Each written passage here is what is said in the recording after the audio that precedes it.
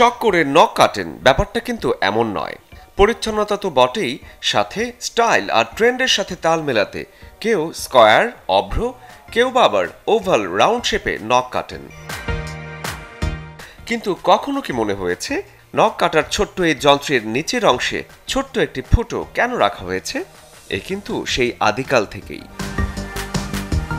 Nail কাটার বা nail ক্লিপারের এই ফুটোর video social মিডিয়ায় বেশ ভাইরাল হয়েছে। নেল কাটারের ব্লেডটি এই ছিদ্রের সাথে যুক্ত থাকে। এই ছিদ্র নেল কাটারের ব্লেডটিকে সহজে ঘোরাতে, খুলতে এবং বন্ধ করতে সাহায্য করে।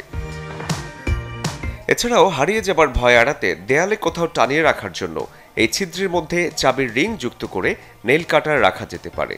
তাতে সহজেই খুঁজে পাওয়া যাবে কাজের সময়। নখ কাটতে গিয়ে অনেক সময় কাটারের মধ্যে নখের টুকরো আটকে যায়। ছিদ্রের সাহায্যে খুব সহজে সেসব পরিষ্কার করা যায়।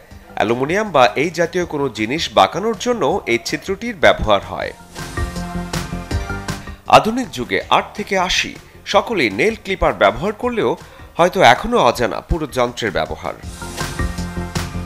Desk report, channel 24।